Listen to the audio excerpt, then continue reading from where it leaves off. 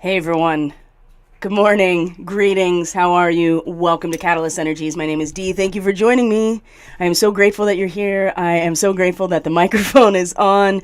Welcome back, everyone. Welcome to the Catalyst Astrology Report, where every Friday we get together live here on YouTube, and the replay is up on BitChute, Odyssey, and Rumble. We talk about the astrology for the weekend and the following week, just to kind of give ourselves an idea of what the energetic landscape, the 4D map, is looking like for the week ahead.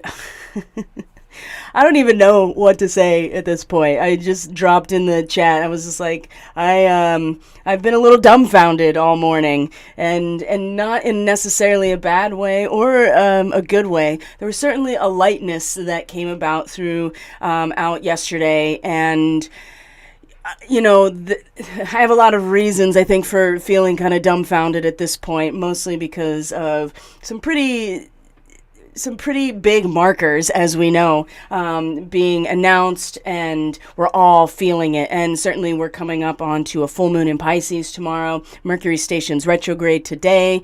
We have 9/11, which is actually a big transit as well of the sun in a trine to Uranus. We're going to talk about that today as well.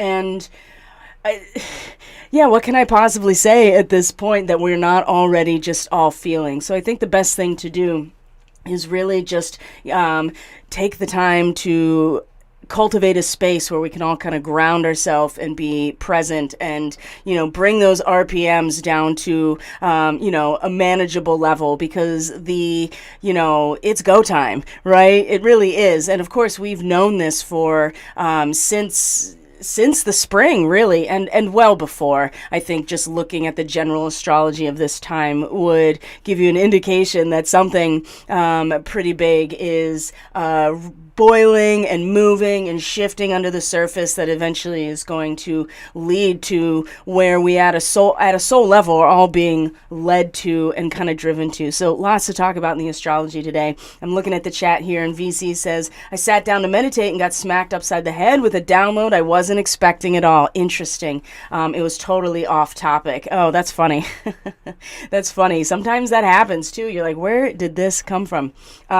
Megan says, happy Friday. I may have to hop off, but I'll listen later, and wanted to say good morning. Well, good morning to you, Megan. I appreciate your presence no matter what. And you're still here with us, even though you have to move on with the physical attributes of your day. And thank you for being here. So if this is your first time here, you're catching this live stream or the replay, thank you for being here. And, as always, when you like, you subscribe, you comment, you share, you know the spiel, you know the drill, right? It actually does have an impact on reaching a wider audience. And this is a totally organic channel. There's no sponsorship other than the relationship I have with my one-on-one clients and the monthly subscribers to the Starseed Fellowship. So I appreciate all of you so much, and I appreciate anything that you can do to help this channel grow, especially if you find a lot of value in what type of content I am providing here on a regular basis. So, my friends, some interesting things have been happening. We had a great,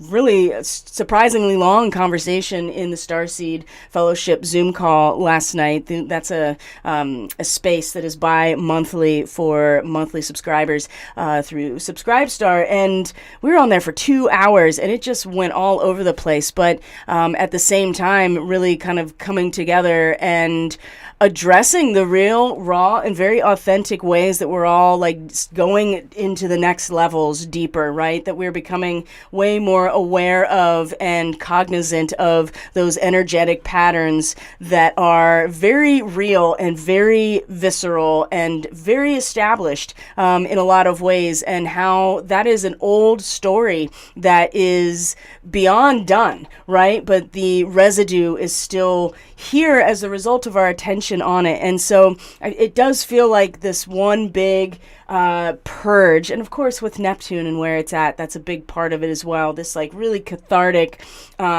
karmic almost confrontation, and like a spiritual deluge that comes through and just wipes everything away. Not just the aspects of the collective that are, that are corrupted, and the spiritual message has gone from its purity to perversion. And there's a mechanism in the astrology, especially in Pisces, right? This is part of the cycle where there is a flushing, a very strong torrent, really, of coming through, and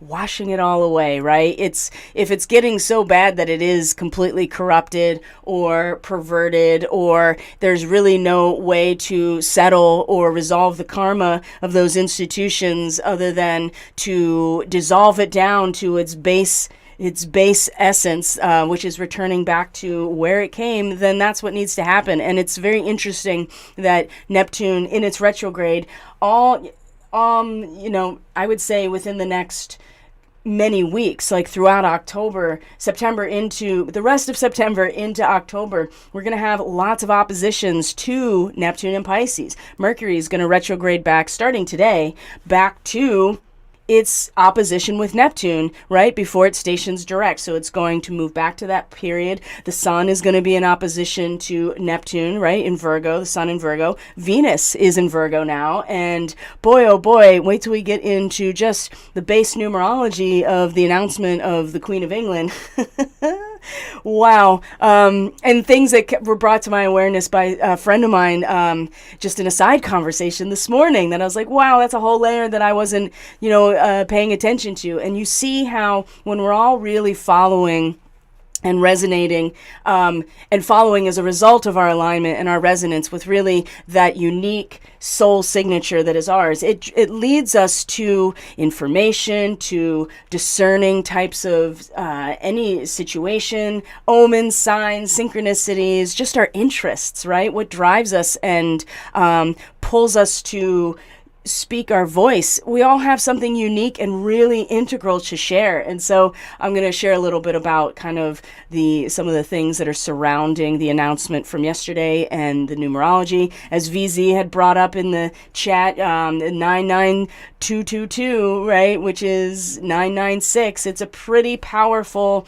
energetic time right now. So it seems pretty ridiculous that the Queen's death would just happen to be on these days. So I'm gonna, we all know what's going on here. Well, we don't know what's going on, but we all know that it's part of the plan. It is part of the show. It is part of the pattern unfolding. Whether it is intentional or there are certain aspects being harnessed, occult-wise, in order to maximize the energy of this situation, that remains to be seen. But at least we're seeing the pattern for ourselves, and we decide, to the best of our ability, how we're going to either align with something else, right? But it's important to at least know what it is that we're not choosing as well as what we are choosing, because without the contrast, right, how do you know what it is that you want if you haven't at least taken the time to be like, well, I know I don't want this, or I know I don't want to be aligned with this, or I know that I don't want to really manifest this. And so then you're like, well, what do I want?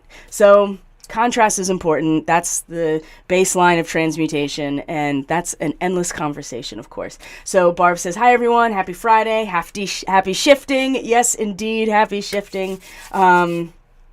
Happy shifting indeed. So I did my Reiki attunement for our group that's participating. That's something that I'll share some promotional material here as I'm talking about it. Of course, the full transmission is only available to those who are participating. But one thing I will say is that for the first time since I started offering the attunements, and since we've been participating in this together, for the first time, I really had a lot of tears as I was doing the attunements. And that's not unusual. I found myself involved in receiving and giving other Reiki attunements that were just, very, very full swells of emotion coming through. And this today definitely was. And all of the masters came in as I was preparing to offer the attunement, right? And strangely enough, there are three kind of noted masters in terms of the Reiki lineage that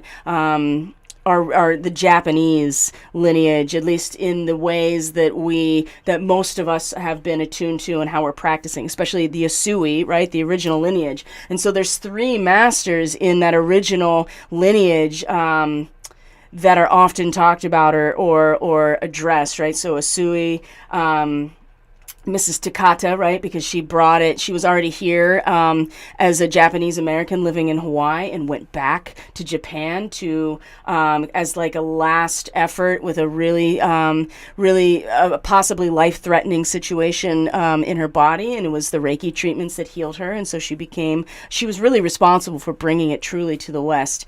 And Hayashi, right, in the middle of them, the Master Hayashi, who was actually a military naval officer, and he had his own students, and he was really part of bringing the lineage forward from Usui. So they came in, all three of them, like bam, bam, bam. And if you are familiar with what we're doing with them, what we're doing, of course, but what Mercury is doing, stationing retrograde, 9 degrees Libra, the three masters hanging on the wall. It was a pretty profound moment, I gotta say, and the heart opening and the expression of just, I can't even give a name to the emotion because it was just emotion and feeling moving through.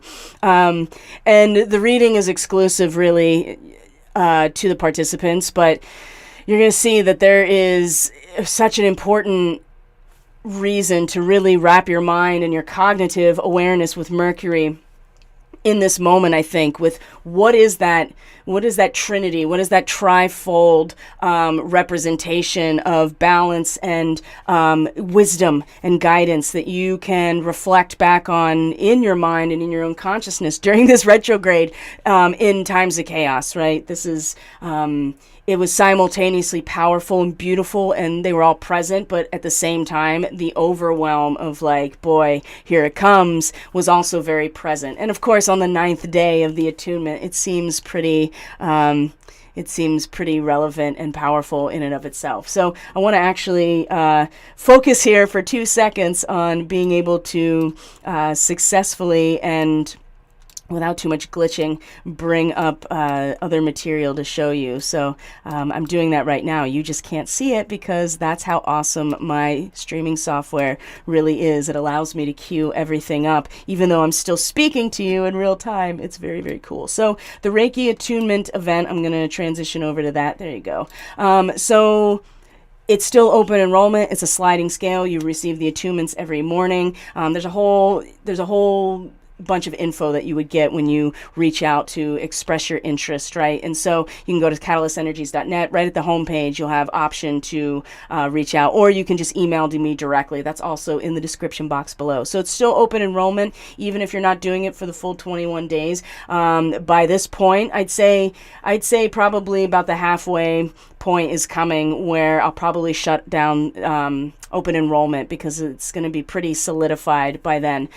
So if you're still interested this weekend, I think I'm going to leave it open to participate. Like I said, sliding scale, $11 to $66, and you get the attunements every day up to the equinox, and you get a personalized to the group reading and transmission and energy, like intuitive read about the attunement itself.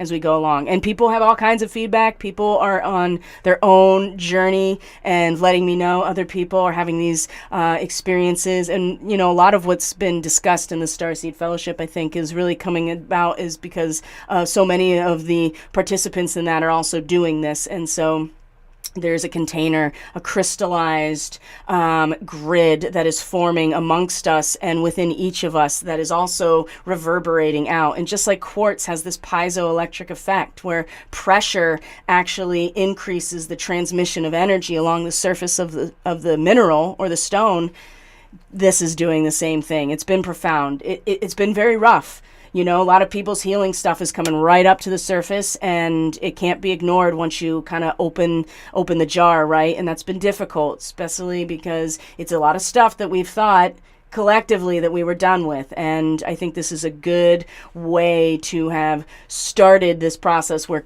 collectively people are going to start going into the same space, but without the same just kind of sacred intention around healing that it's not a buffer. It really is a crystal grid of energy that is like a Merkaba in a lot of ways, but we're creating it together through our intention. And then I'm offering the healing attunements and the reading, which is why I'm asking for the sliding scale payment, because there is an energy exchange and a need to invest, right? If you're not investing in the process, it's not going to be nearly as powerful. And I think people can speak to that are participating. So one of the things that I think is really, really captivating and fascinating me these days is the fact that the Schumann resonance, in terms of the way that it has been, that it is usually measured and shown, right? I mean, there's all kinds of graphs. There's many websites. I go right to the source, usually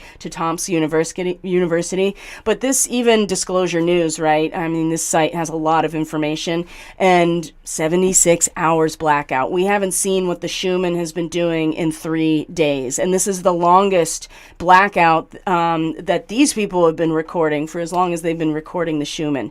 Now, the thing that I think is really interesting about this,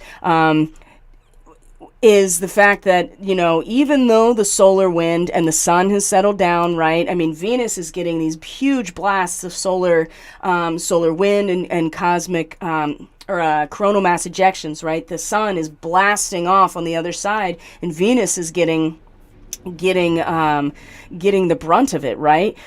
So the sun, in terms of the flaring, it's starting to settle for the time being, but you can see here that when the red is much below zero here, and you can see the blue line that kind of like goes back and forth, right? There's this distinct like peppering of the top of the scale and the bottom. It's a pretty good indication that there's geomagnetic disturbance, but we see that the solar wind is slowing down. The density of the particles of plasma is has been pretty steady for the last couple of days, but we still are having geomagnetic disturbance, right? And it's very rhythmic. It's happening like a heartbeat, right? And it's just like getting disturbed, right? And then doing it again and doing it again. Now, this was from the solar wind. So is it because it's still, the magnetic field is still, in the magnetosphere, is it still adjusting? Is it still not calmed down from that really intense solar wind? It's possible. There are a lot of really large-scale earthquakes in the last week that were happening in places like the Antarctic Pacific Fault. There was a big one in Iceland that may have led to volcanic eruption. There was a big one too, right just south of La Palma, like on the western side of the African coast. There was a big one as well in like 6 to 7 or 7+. That's pretty big, and is often more related to the seismic activity shifting because of electricity, because of the ionosphere, the geoelectric circuit of the planet. So it's interesting because Uranus in its retrograde in Taurus, I mean, there is a lot of kinetic energy, I feel like, that is moving under the surface, right, in its retrograde. So either within ourselves and certainly within the planet. But we haven't seen the Schumann in 3 days. So to see if there's a correlation between that and what's happening with the magnetosphere is kind of hard. But it's also kind of an opportunity, isn't it? To be like, okay, well, what do I feel? What have I been experiencing? I know for me, I've been sleeping much better, not waking up. Although I did, I'm curious, did anybody else like wake up at 3:30 a.m. Eastern, right? So depending on what your schedule is, you might not have been asleep, but I was up, and I was like, I'm up, and it's 3:30, and I went back to bed, and I tried to sleep, and I got up at 5:30 because I was like, I'm just up, right? It's time to go. So I was just curious if anybody else felt that too. But I'm sleeping deeply and restfully, which hadn't been the case the whole time the sun was really very active towards us. So it's nice to get a break, but something is still happening at the magnetic level, and enough that it is disturbing the magnetosphere and the electric circuit that is in the atmosphere, right? So interesting, they're just interesting dots to put together. That's all I can say about that. So what do you guys think? Anybody that has any input on that or wants to share in the chat, in the comments, they are absolutely welcome. And I'm going to, just transition into the chart, I think, because I want to, number one, I want to look at this incredible astrology for the weekend. We have a full moon tomorrow on the 10th in the morning, so it's getting pretty full. I mean, the moon's already in Pisces at this point. Mercury stations retrograde, full moon in Pisces. 9/11 is where we have the sun in a trine to Uranus. So we have this Earth trine with the sun and Uranus, which are naturally diametrically opposed because they rule Uranus and Leo, right? So are opposite each other, as you can see on the chart here.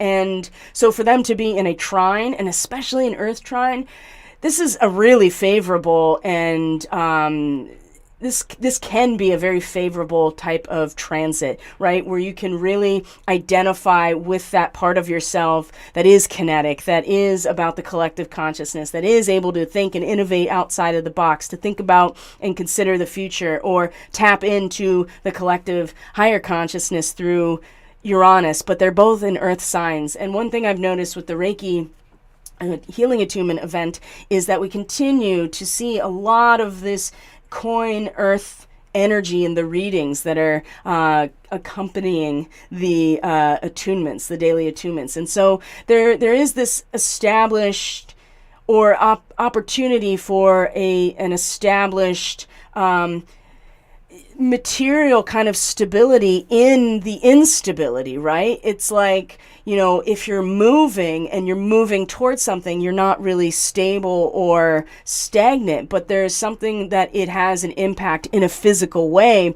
that allows you to really easily identify and connect with it. And that's part of this trine that we're going to see on Sunday, 9/11. I'm going to look at the 9/11 2001 chart just to kind of go over it a little bit and show where there are overlaps. Certainly, Virgo time of year is where we're all feeling like it's time to get our ducks in a row.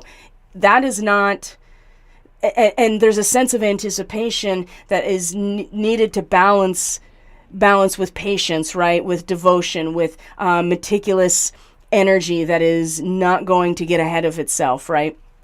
And the potential, right, that is here as well, in terms of the power that is available to us when we really get into a flow and get into a rhythm and get into a process where we are making change to our material world, our works, our labors, to ourselves through our healing, right? Since we're doing healing attunements right now, Virgo is very much about healing as a process, right? Mutable earth, things are getting moved around, right? In order to establish perfection of form or wellness. So there's nothing new about that feeling. It's just everything else that's piled on top of it right now. And the way that where the nodes are, right, of the moon, as opposed to where they were in 2001 is a big deal. And of course, where Pluto and Neptune and Uranus, where all of those are big transpersonal energies. So I want to take some time to look at that too. And really just look at the week. We're going to have a third quarter moon in Gemini. That is, I think, on the 17th. That's a day too. That's a date that I see thrown around. And of course, we know by now that things are event driven and not date driven, but astrological transits are events. They're not calendar dates, right? And so that's something to really consider when you start trying to understand how these things may be utilized, regardless of for what intention. People are paying attention to what is happening in the cosmos and the cosmic clock, because it actually does matter.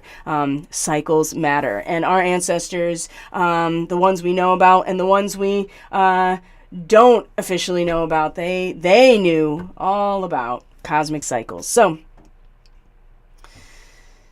the moon is now in Pisces, so we're getting pretty bright. It's getting pretty full. It's getting pretty saturated in the water sign where the full moon is going to be. So let's start going through some of this for today and kind of hit the highlights, right? So the moon's going to be opposite Venus, as you can see here, and Mercury stations retrograde. So, and there's smaller transits that are happening as the moon moves through Pisces, of course, but as you can see, this is the big one, the Venus opposite the moon. So you have these two feminine energies in feminine signs, but both of them are in territory that really corresponds to what they represent. Venus is not in home in Virgo, but she's not upset in Virgo either. She's in an earth sign. She rules Taurus, right?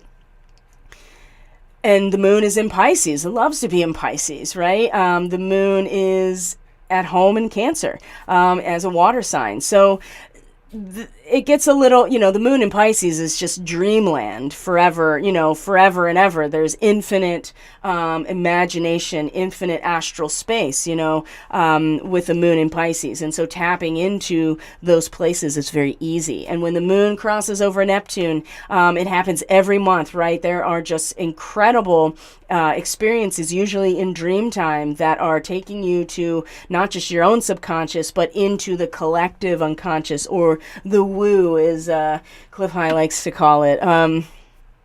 We all know about the woo. We've been working with the woo for, and in the woo and as the woo for a very long time. So I also suspect that we have this full moon that's pretty much conjunct Neptune. It's within 7 degrees of Neptune. So it's going to be a really it'll be a dramatic display. It'll be a very illuminating, culminating moment emotionally. It will feel to, there's no limits to how we feel with the moon in Pisces. There's no boundary of like family expectations or a sense of anything, because you're going back to the original source in your own emotional landscape. So it can go, and it's infinite, right? But in that infinite nature, you have the opportunity to experience in your own self that connection to source seamlessly. And of course, Neptune, is the great dissolver right now, is doing everything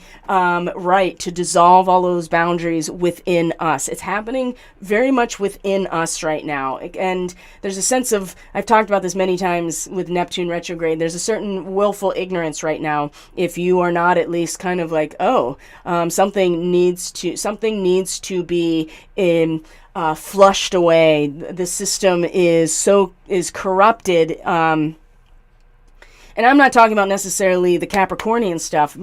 Believe me, Pluto is doing exactly what it needs to do in this area, right? It is just like, excavating down to the nub about all of this till there is nothing left. And then you have to look into the abyss of yourself and, and what you've contributed to, right? Capricorn is a function of all of our contribution in terms of our resources and our works and labors, which is Taurus and Virgo. So it's doing what it needs to do. And we'll talk about Pluto during this report. But this opposition with Venus in early Virgo and the moon in early Pisces, here's what I want to talk about at Venus. So the first thing I noticed, that I already knew before the announcement about the Queen, was that Venus is conjunct Alpha Draconis at this full moon, and I've talked about that in other other contexts, and certainly when I put up the Pisces full moon forecast for Pisces rising, sun, and moon. So that's already up, and you can check that out if you haven't already. If you are one of those people, even if you have strong Pisces or like a really prominent progression in Pisces for those astrology people, or that Pisces in your life you're trying to really understand, because I assure you, Pisces Virgo, it's all about them and their relationships this month. So maybe you want to listen to that too. Venus in conjunction with Draco or Alpha Draconis, Thuban, right? We've been talking a lot about this and the Draco resonance that's coming in with the starseeds, right? So we've already gone over it with Mercury, and the sun has already passed this point. So now Virgo is here. Not only is Venus is here, and it becomes embodied in a way I don't think we've really experienced before. But there's this sense here of well, I'll tell the story that was brought to my attention, and you can start putting some of these things together. And the opposition to the moon in this moment is where I think we can, it's one of those kind of transits that I feel like, hey, you actually can be in two places at once on this one. It's actually possible, right? Where you can emotionally and personally identify with your participation in the collective, in the community, right? Putting your best self forward and knowing that it'll be received and put back out, right? And it's the Sabian symbol actually is this, a parade of army, military people in their dress uniform, right, in a parade. And it's an opportunity for both sides, right, to participate in some sort of communal, collective, social experience of of service, right? And for, real compassion and a sense of like humanity and community. Anyway, so I think we can do that. And then Venus in Virgo, this is where it's interesting, because this is all about where the individual starts to become aware of the dynamic power and the rhythm of transmutation within themselves. And there's a lot that we talk about in the Starseed stuff, and in personal readings that has to do with the Draco element, especially the one-on-ones, right? The Draco Starseeds, what it represents, how to work with that energy in your own life, your own chart, if you have it. And there's a lot of residue around the story around the Draco, right? That is here to be cleaned up and resolved through Draco Starseeds, and also how to accept and affirm this type of mastery of form and this real drive and commitment to perfection in some ways, which is a very Virgo thing, in a way that is not what the typical, dark side of the Draco has been responsible for. So whatever story you connect to, whether it's literal for you, or if it's more of an esoteric archetypal connection, it really doesn't matter. The point is that when you make the connections for your own story, this is where your own transmutation is really triggered and catalyzed. And so what's interesting about Venus here, and the fact that Venus represents the value and meaning of things in a material way, and our sense of comfort, security, and magnetism, right? Venus is magnetic. So the reason I bring this up is because in relation to the Queen, right? So now we see, and we all know the characterizations and not even, and the actual reality. All I have to do is find pictures of the Queen with Jimmy Savile, and you know what her number is, right? That's not something, and that's something that people are going to have to contend with as it continues to come out. It's not like it's a secret. That's the whole point. It's just people, not everybody chooses to really look at those things and see what they really are. So the fact that they announce it at this time where Venus is in conjunction with Alpha Draconis, I think is really interesting. The other thing that's interesting is that my friend brought up to me that September 8th is, and I haven't confirmed exactly how, what it's, I think it's may have like some sort of Sumerian calendar, possibly. I'm not exactly sure, or something later, but it's supposedly the birthday of the Queen of Heaven, right? And if you know what that is, the Queen of Heaven in Sumerian mythology and the Epic of Gilgamesh, it's Inanna, right? Inanna as the Queen of Heaven, and she's off. And we talked about this in the Catalyst classroom when we did all the Black Moon Lilith stuff. And look where Lilith is right now, is in Leo. So there's that passion, there's that drive, there's that lust, there's that feminine, taming and taming of the beast, so to speak, in order to hold that vital energy of of creation, really, right? And so apparently September 8th is the birthday of the Queen of Heaven, or Inanna, and she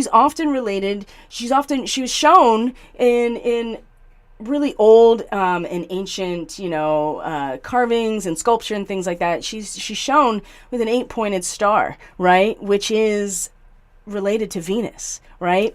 And so the fact that was also considered, Inanna's birthday was yesterday, and they announced the Queen, and Venus is now, as we get to the full moon, is going to be conjunct Draco, and there is some type of connection here that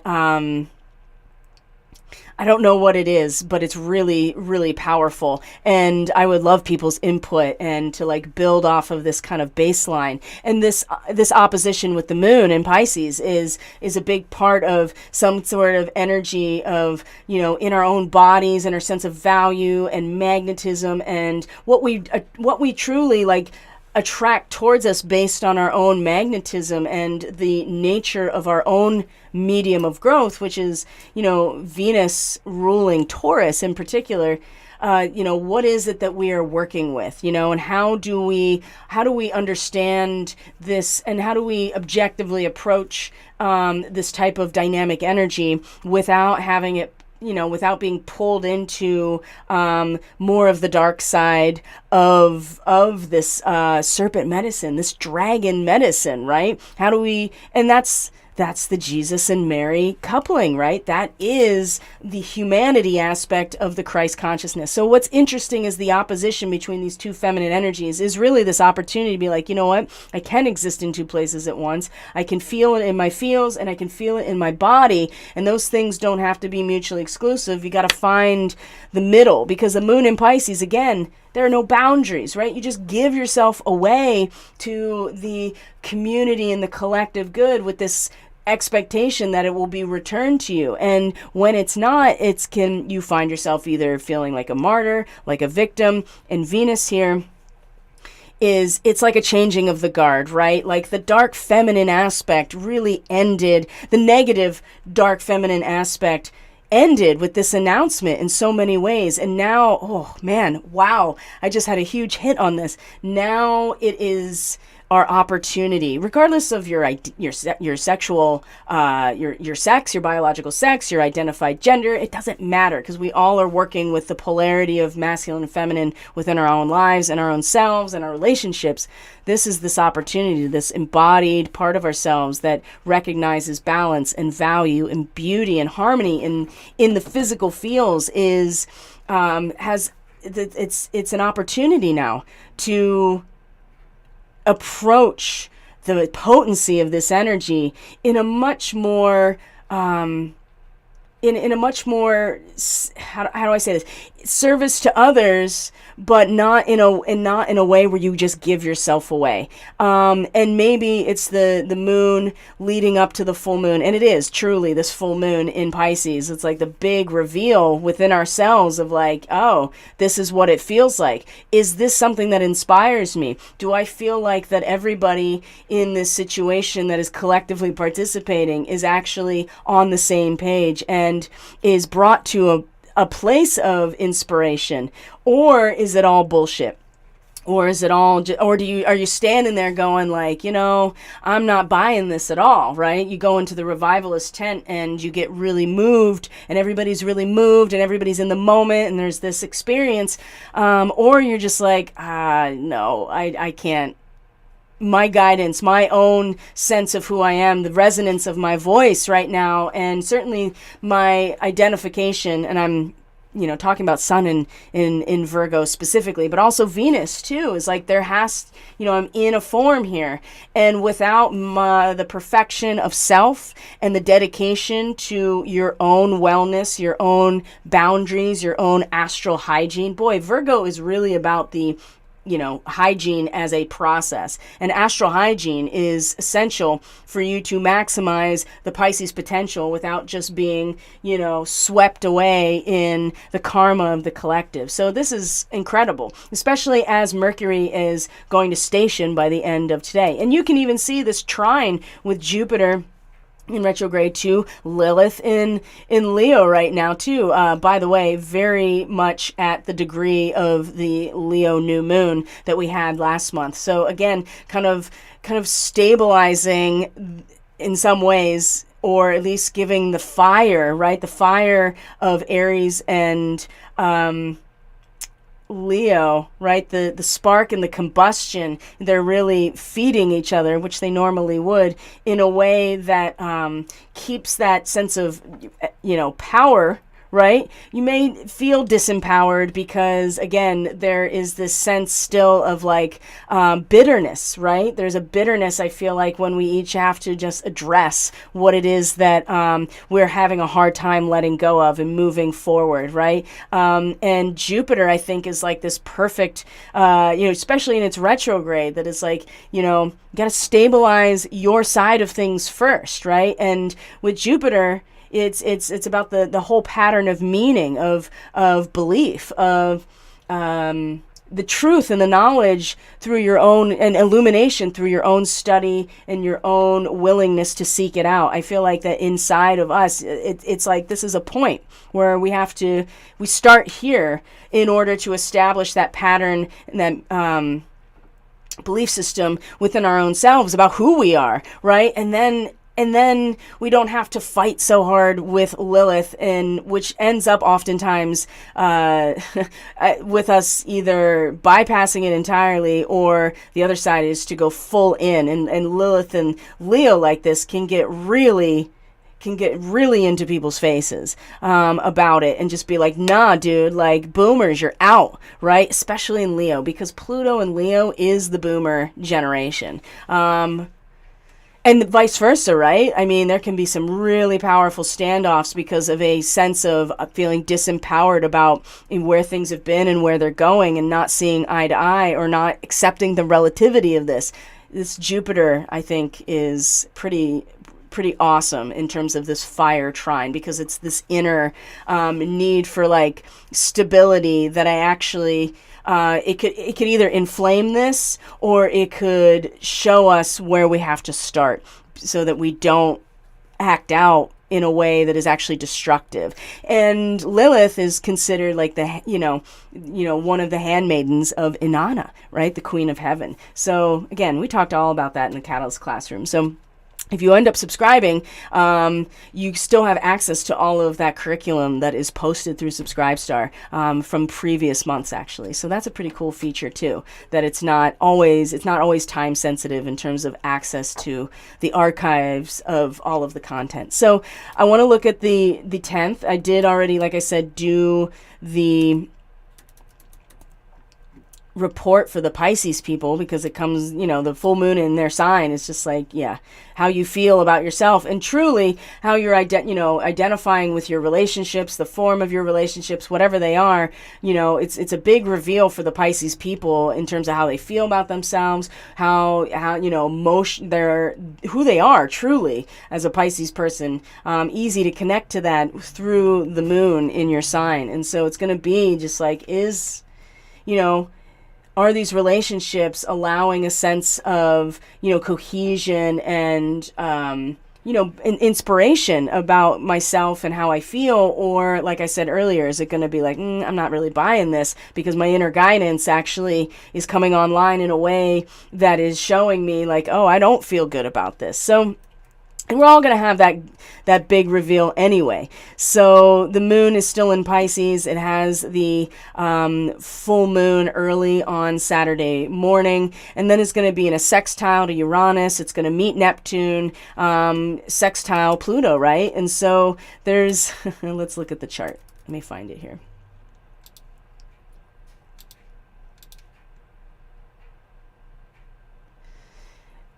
Now, by tomorrow morning, the moon will have already passed the full moon point, and well on its way to meeting with Neptune. So before that happens, though, like I said, the moon comes into this sextile with Uranus right after the full moon. In fact, I would say that the full moon itself is in actually a sextile to Uranus. And a sextile, as we know, is 60-degree angle. It is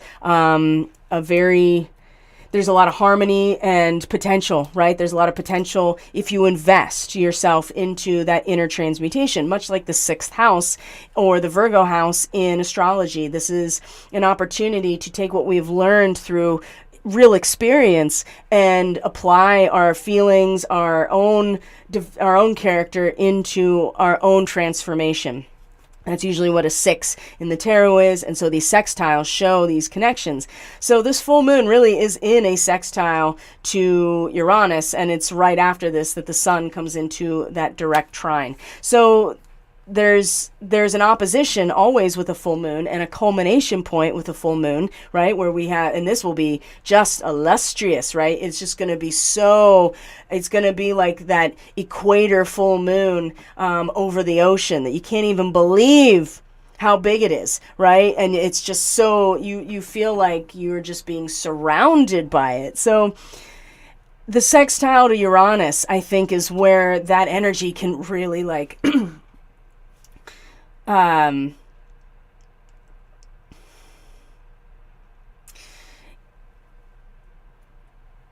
really have a place to go, right? In terms of what is being, what is going to be rising from the depths. That Uranus in its retrograde right now is all that seismic activity, all that kinetic action in, wherever Taurus is in your chart, but certainly in terms of a very fixed physical reality, what it's doing, and currency, right? That is a part of Uranus and Taurus right now as well. It's doing stuff under the surface. It's it's going back over old territory, but things are shifting around underneath. And this sextile with the full moon is the full moon itself is kind of this reception, like I said, of this beautiful energy that is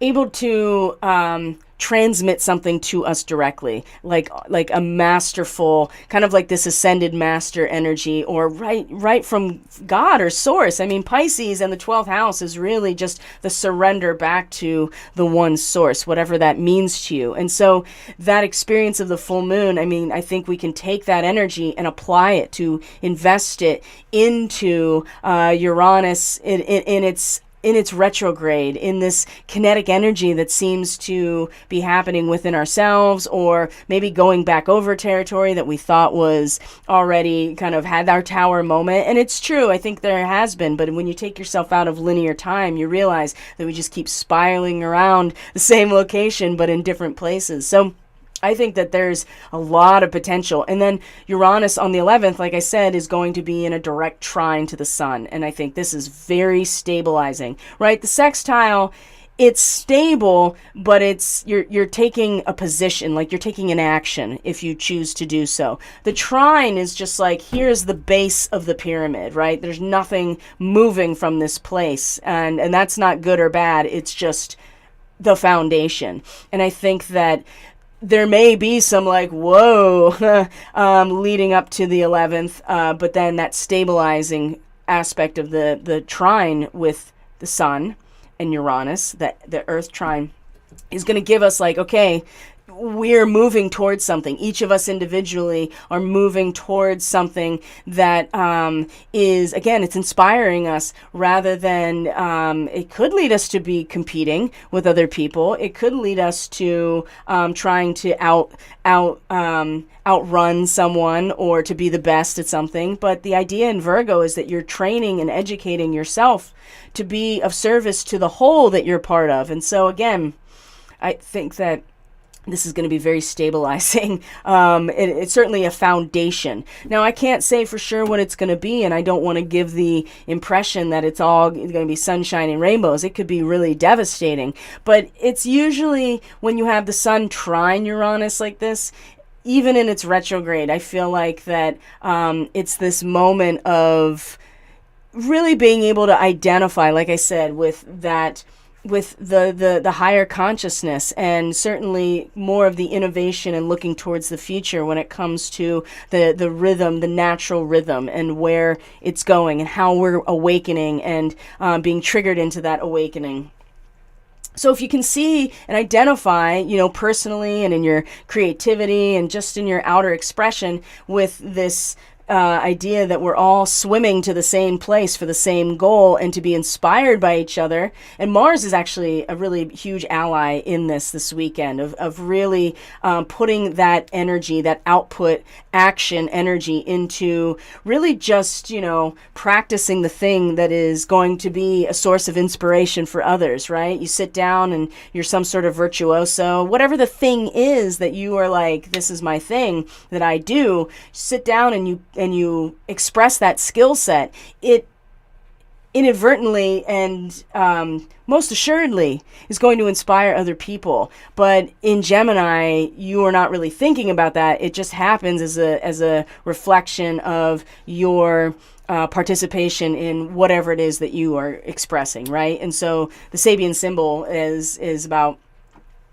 a piano, famous pianist sitting down to perform a concert, like a solo. And so whatever that is for you, and knowing where Mars is in your chart and other Mars kind of placements and everything else around it gives you a unique blueprint of what it means for you. But I do feel like that Mars, in many ways, is an ally. Now, how it's used, again, I can't say for sure. We can only just focus on our own lives, right? Instead of getting really caught up in like, well, what's going to happen out there, because that nothing about that has ever changed, which is we don't have control over anything other than our own decisions and our own actions and what we pay attention to. So we might as well keep doing that and being present with the way that it unfolds outside of us and influences our further decisions and our further alchemy and our further transmutation. So the sextile to Pluto, after it passes pretty much in conjunction with Neptune tomorrow on Saturday, is, again, one of those moments of just like, everything has reached its fulfillment, and we can feel that, we can commune with that, we identify with that emotionally and personally, and again, it really can help us harness the power that's released with a Pluto placement, rather than being, basically running away screaming from our own abyss, right? So I think that's helpful as well. And realizing that there is nowhere to go other than, the turning over of the next cycle, because that's just how it all works. And so, but it can be pretty scary and pretty intense when we're talking, very intense when we're talking about Pluto. And then the end of Pisces, I mean, everything and nothing, right? It's all right there coming to culmination. So let's take a look at the 11th, which is Sunday. We'll look at the same basic time here, 7 a.m., 9/11/2022, and let me get my notes here.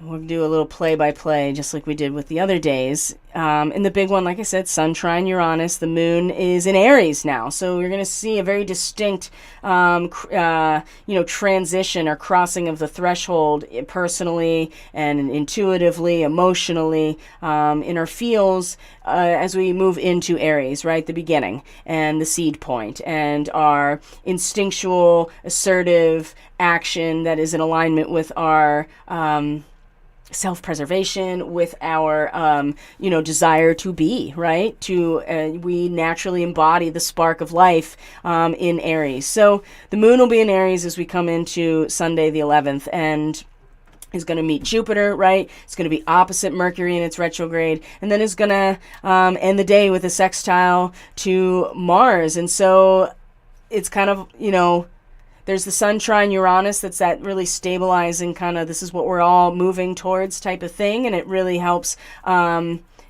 us identify and find our unique voice. Maybe it's under the surface right now. Maybe it is not fully expressed, but it's very much a foundation. And then the moon meets Jupiter in its retrograde. The moon is going to meet Chiron by the time we come into Monday. The moon is opposite Mercury in its very new retrograde on Sunday. Let's move forward here so we can see it. So there's the moon meeting Jupiter, and then the moon meets opposition to Mercury. And, I think this is a really interesting moment, actually. If you remember this degree, 8 to 9 degrees of Aries is where Jupiter stationed retrograde. And Sabian symbol is a crystal gazer, right? It's about having the concentrated attention on the full picture of who you are. The holistic picture in the crystal ball, so to speak, right? And not getting caught up in the details or even honing in on anything, but to keep your peripheral vision, keep it, relaxed but concentrated enough. And anybody who does psychic or intuitive work, exactly what I'm talking about in terms of this. This is going to be one of those moments. It's like, you remember that? Remember when Jupiter stationed retrograde and we were like, just remember what this looks like.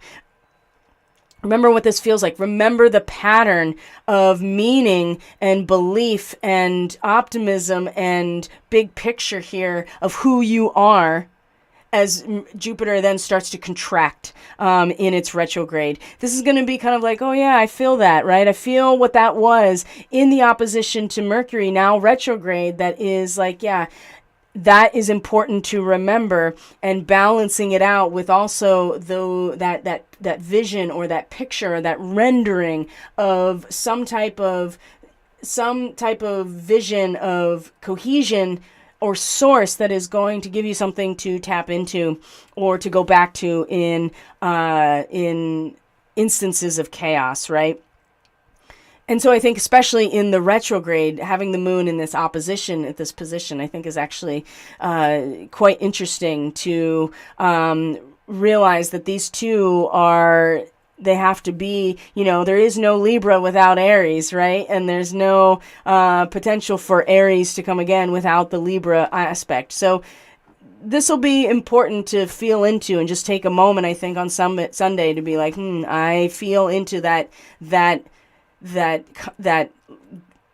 holistic image, and having like an intuitive or internalized kind of impression of it in this moment, because it's really gonna pull you like, oh, I gotta find, that's right, I gotta put my mind towards this, but it's gonna be within you because it's a Mercury retrograde. So this is kind of one of those moments of like, let's not forget where we came from, and allowing our emotional state or intuitive landscape to access that imprint, right, that we had when Jupiter stationed retrograde. Because Mercury is going to meet Jupiter again in an opposition, and we'll do it again, right? So this relationship here with Aries and Libra with Mercury involved, it's just important no matter what. But I thought that the degree that the moon was opposite of it was especially salient for what's going on right now. So the other thing that is, let me find my notes here.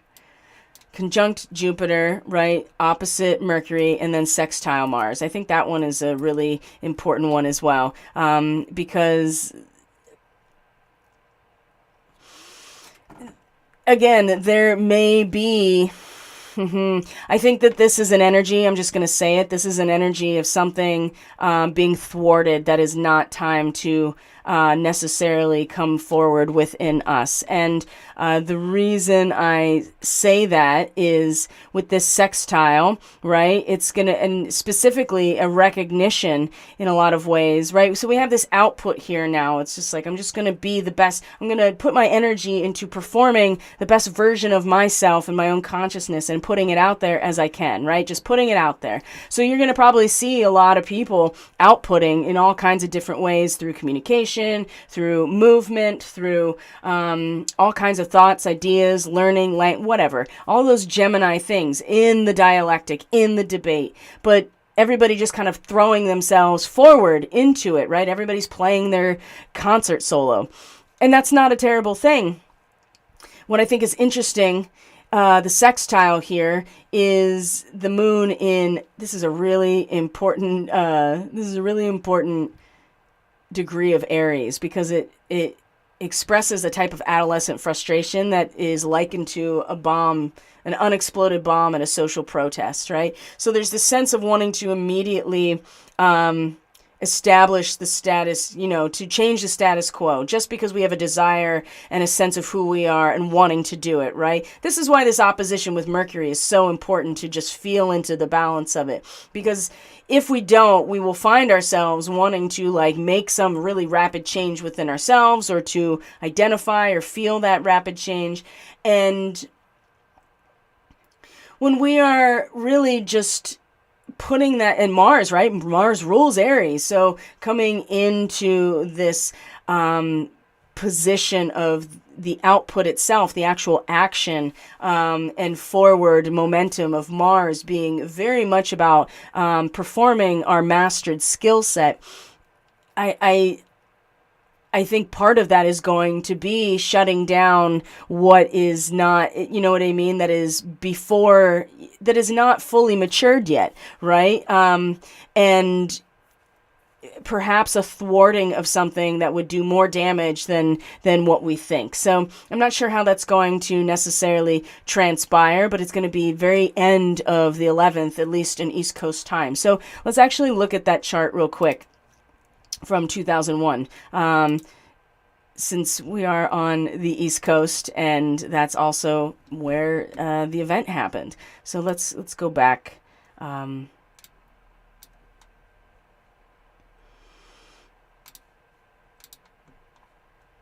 Right, just a couple of years, 18, 19, 20, right, 21 years. That seems pretty favorable as well. A 3 and a 6. 2001 is a 3 and 2022 is a 6. Wow. Wow. What can I say? So just a couple things here. I don't want to belabor this too much. Because I want to be moving forward and not getting stuck in what has happened. But I do really enjoy retrospective astrology, to just get a sense of like, oh, that's what was happening. And you can start making a lot of connections that way. So the things that really stick out to me, of course, Saturn in the midpoint of Gemini, right? From 14 to 15 degrees Gemini. A lot of people talk about Saturn here and the twin towers, right? Being destroyed as part of this Saturn and Gemini connection. You can also see that Mercury was in a direct trine to Saturn, and this is like in the morning, and this is what had happened, right? First thing in the morning.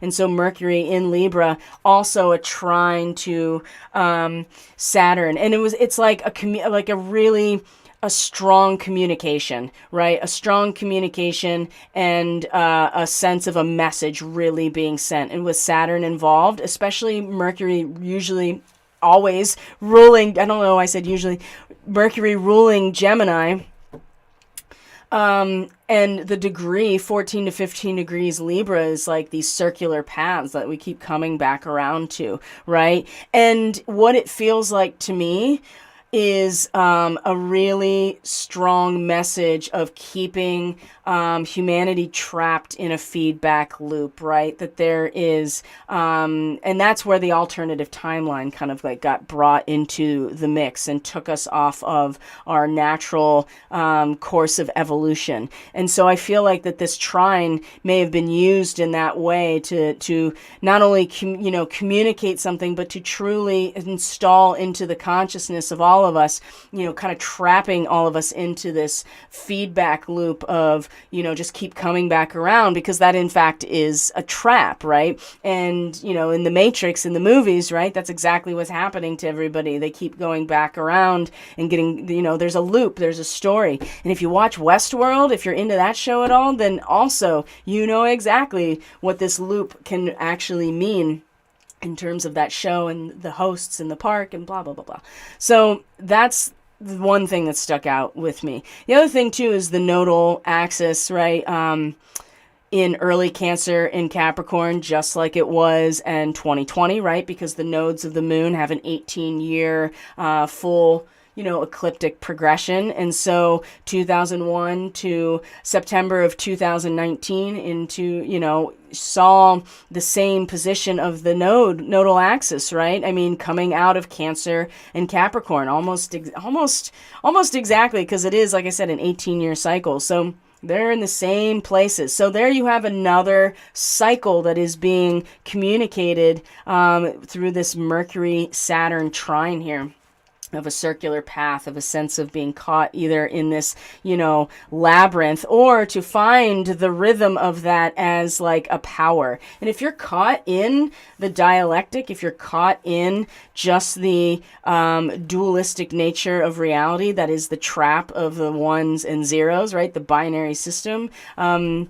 10, right? If you're trapped here and just get recycled back in, well, I mean, that's, if your intention is to harness the power off of the people that are trapped in that system, boy, that seems like a pretty powerful way and time to stage such an event. So, but also the nodes are back to the same place they were September 2019 into early 2020. And we know that that was also when Saturn and Pluto were conjunct up here in Capricorn. So you also see that Mars is in Capricorn, which it loves to be. Chiron is in Sagittarius, coming up on the galactic center, not long after that, actually, in there's a lot of starseed stuff here. And look at this, Pluto, 12 to 13 degrees Sag. That is that is the ascendant of the U.S. natal chart, FYI. Boy, they really were going to just try to destroy this place. They picked it for a certain reason. Absolutely. So what else is here? So you see Neptune and Uranus. They're both retrograde. They're in Aquarius. What you can see here is that Neptune was in conjunction to the U.S. North Node at 6 to 7 degrees Aquarius. Wow. And it's almost like Neptune was like dissolving the shell of the egg that the U.S. is supposed, its destiny is to bring out this new mutation of, into the age of Aquarius in a lot of ways. And it's like Neptune here at this point, especially in its retrograde, it's like Neptune dissolves as everything.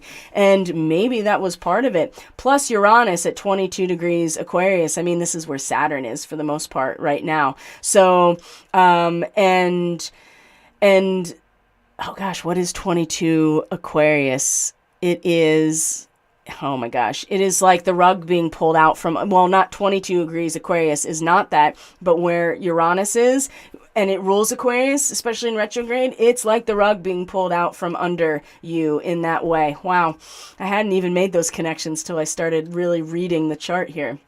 So, but the sun is in exactly the same place as it will be this year on September 11th, which is 18 to 19 degrees Virgo, where it's in a trine to Uranus and Taurus, which you'll see is conspicuously empty in this chart. Maybe if we look at some of the asteroids or something, we'll see anything, but there ain't nothing in Aries or Taurus during this time.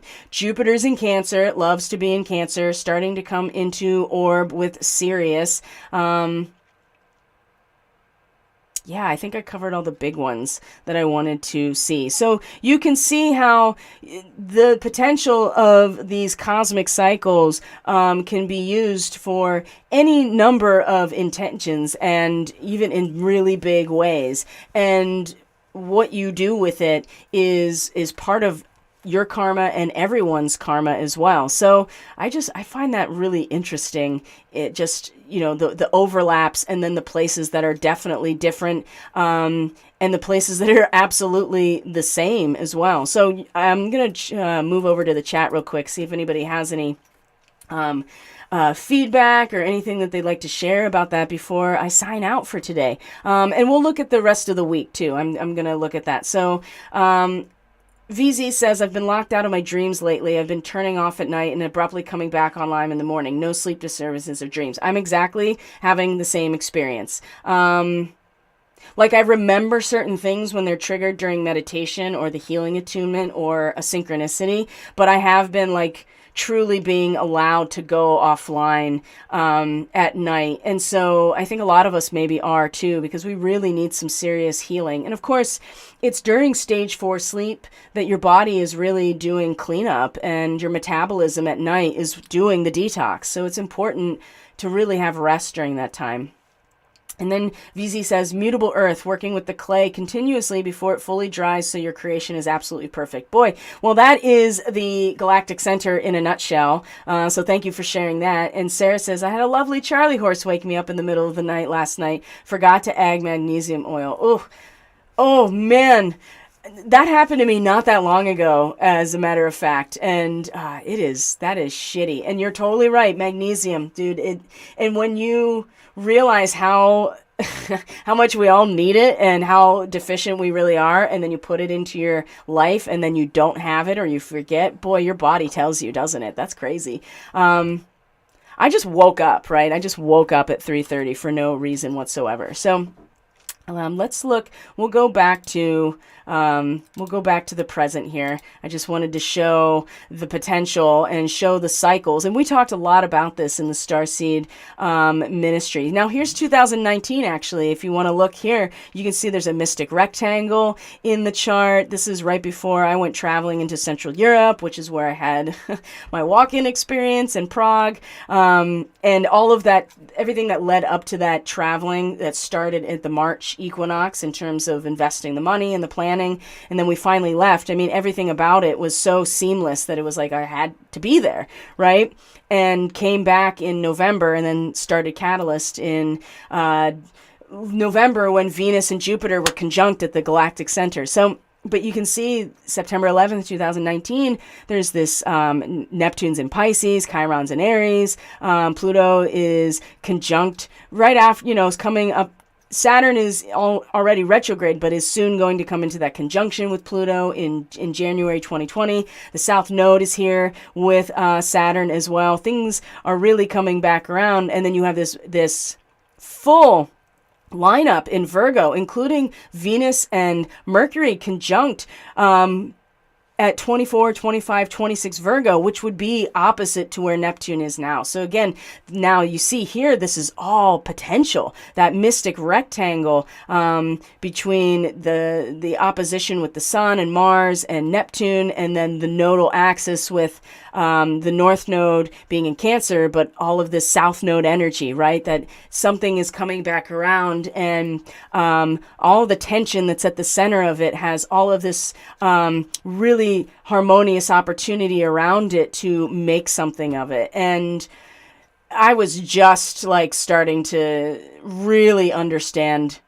this stuff. I hadn't even started Catalyst yet by this point.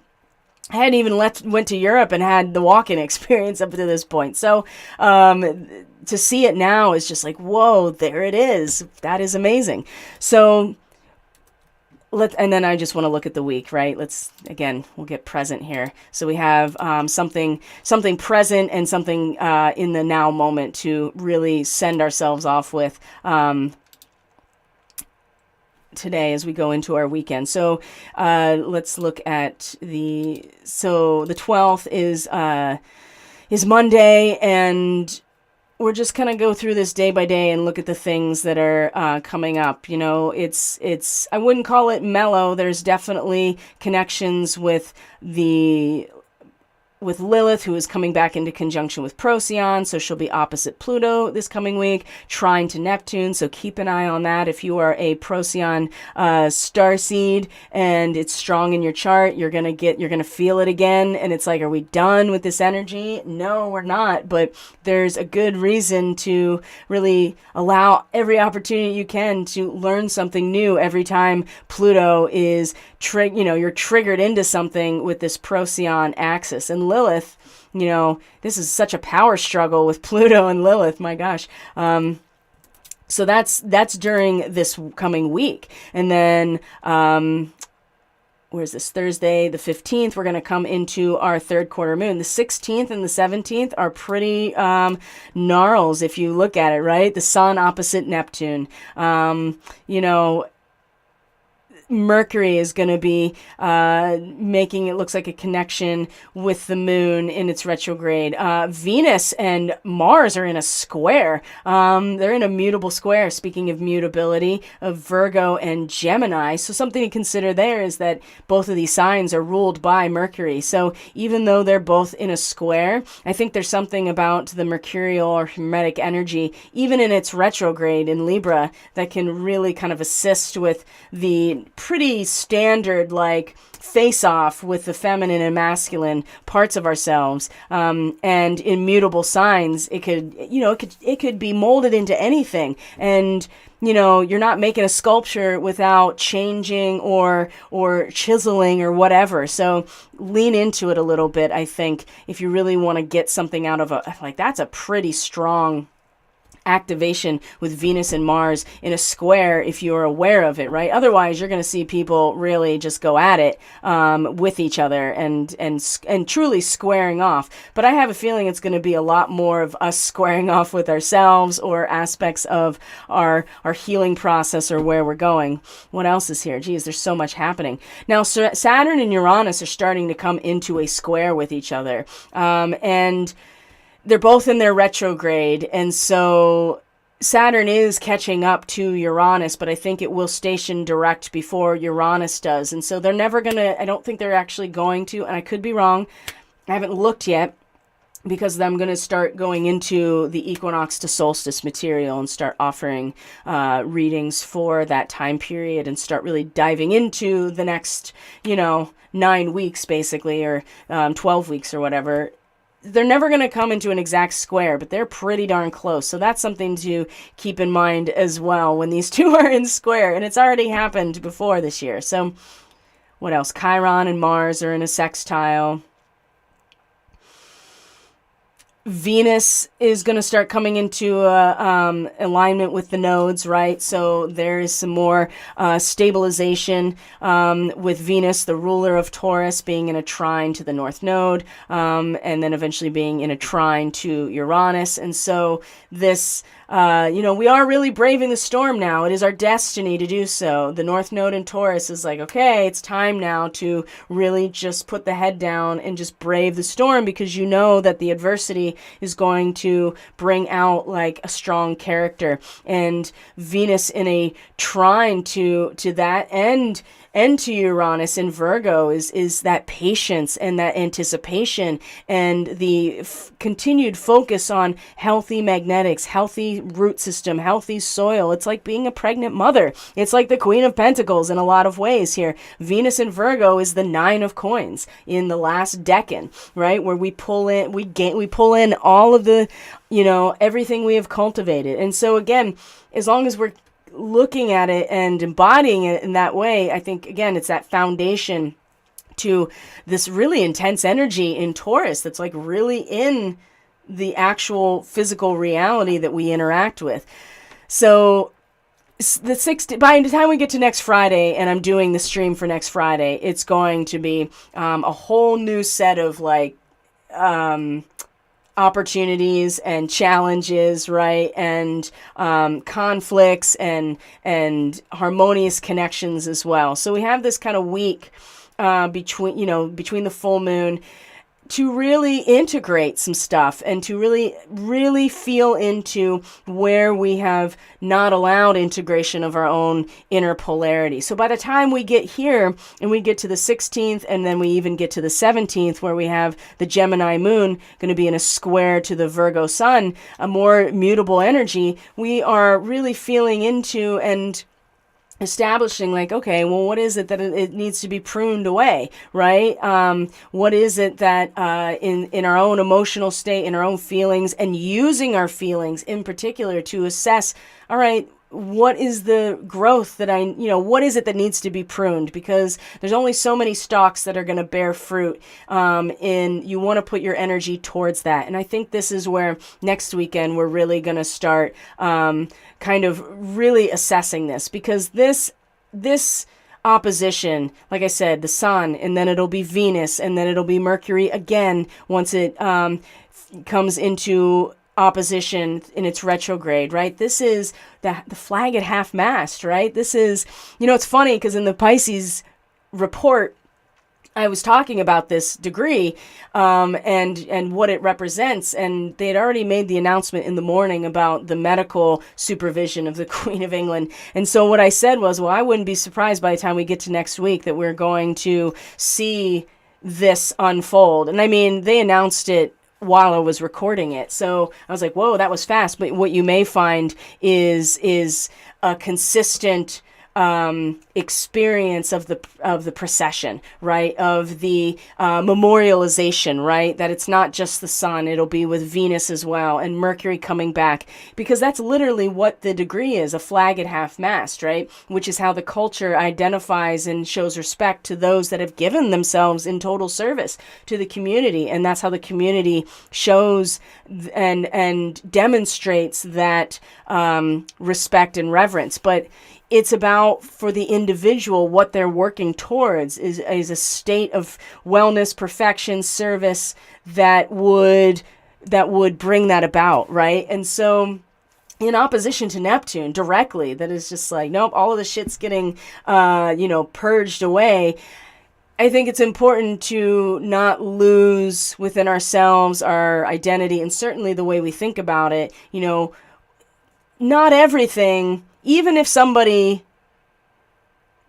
even if somebody has proven themselves to be truly more aligned with the Draco or the dark reptilian agenda, you may find that you can still offer reverence for the role that they played, right? In especially in terms of the flushing or the deluge, the purification of all corruption and perversion at that level. And I think that there may be something about that we can really put our energy into, and will be brought out, I think, as we go through the process of the entire world kind of focusing on this particular thing.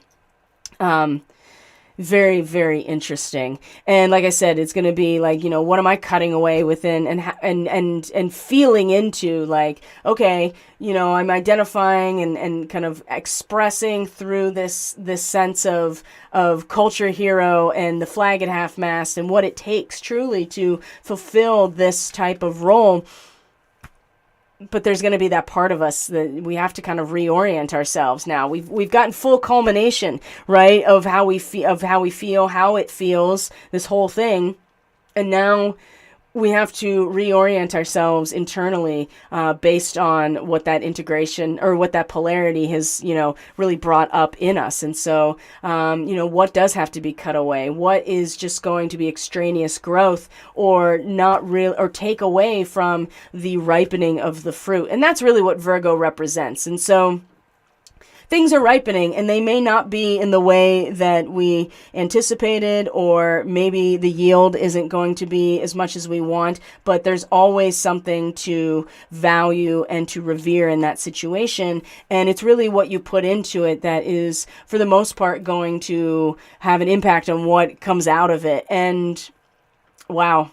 I'm not surprised, honestly, all of this Neptune opposition. And, the last time there was a really big transit around, the last time that Neptune was direct, I feel like, was last year, or around this, around this degree. And certainly when the sun was here at Virgo, it was either last year, I think it was 2021. Somebody can correct me if I'm wrong. But when Ruth Bader Ginsburg, her death was announced too, it was right around this same degree was at play, like to the day that happened. And so maybe there was a lunar transit that was like a new moon at this degree or something, or maybe it was a full moon, but it was the same thing. This is going to be a much bigger type of event. And